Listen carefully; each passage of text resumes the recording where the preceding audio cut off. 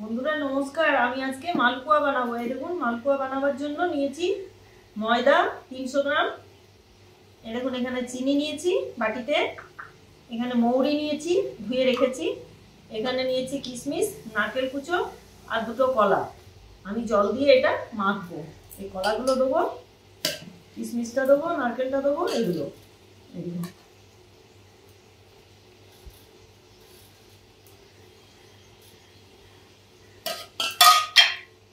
এরকম মৌরিটা দিচ্ছি, ধুয়ে রেখেছি। মৌরিটা নোংরা থাকে তো, তাই আমি ধুয়ে রেখেছি।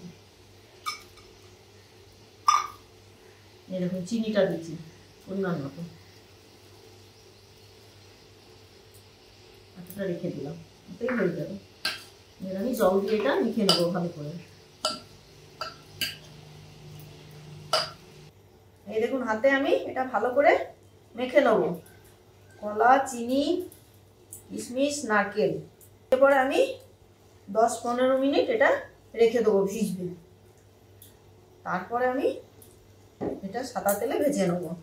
এই দেখুন বন্ধুরা, আমি মেখে নিলাম। মেখে এবারে ঢাকা দিয়ে 15 থেকে 20 মিনিট অবধি ভিজতে দেবো, থাকবে। তারপরে আমি বানাবো। এবার আমি ঢাকা দিয়ে দিচ্ছি, একটু পরে বানাবো। এই দেখুন বন্ধুরা, 15-20 মিনিট বলেছিলাম, ময়দাটা মেখে আমি মালপোয়া বানাবার জন্য রেখে নেবো। এই দেখুন 15-20 মিনিট হয়ে গেছে, মাখা আমার কমপ্লিট। এই দেখুন ফেটে রেখেছি। এবার আমি কড়াই বসিয়ে দিয়েছি। এবার আমি সাদা তেল দিয়ে দিচ্ছি। এই দেখুন, এই দেখুন, এইভাবে আমি আবার একবার নেড়ে দিচ্ছি। এই দেখুন, খুব সুন্দর করে ফেটে নিয়েছি। অনেকে কলা দেয় না, আর কলা দিলে হয় কি, একটু খেতেও ভালো লাগে, আর মালপোয়াটার সেন্টটাও ভালো হয়, খুব সুন্দর গন্ধ হয়। বুঝছেন কি সুন্দর মাখাটা হয়েছে। এবার তেলটা গরম হোক, আমি ছেড়ে নেবো। এই দেখুন, আমি এবারে একটা একটা করে কড়াইয়ে তেলে দিচ্ছি।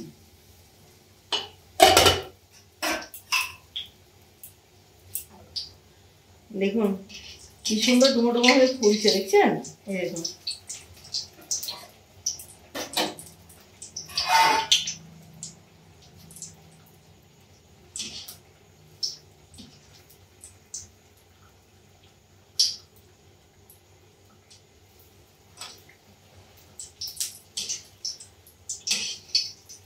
এই দেখুন বন্ধুরা, কি সুন্দর ফুলেছে, দেখুন, দেখছেন?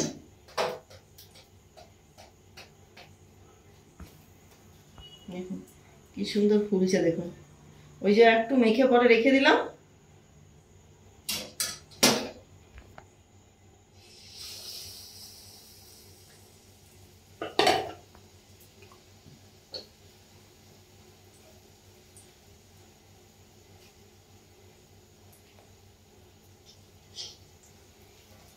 দেখুন খুব সুন্দর হচ্ছে।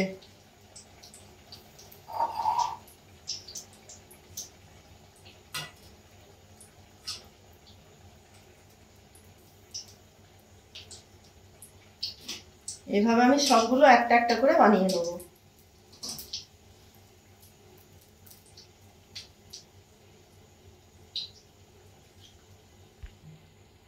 এই দেখুন একদম খুব ফুলছে। দেখুন দেখুন কি সুন্দর ফুলে ফুলে হচ্ছে, দেখুন দারুণ হচ্ছে। এইভাবে আমি সব বাকিগুলো একটা করে করে সব ভেজে নিচ্ছি।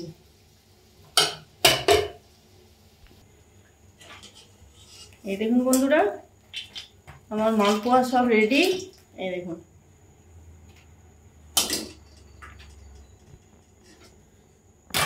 দেখুন সব মালপোয়া আমার ভাজা হয়ে গেছে। আমার বানানো পদ্ধতি যদি আপনাদের ভালো লাগে, বানিয়ে খাবেন, আর একটা লাইক আর একটা শেয়ার করবেন। এই দেখুন।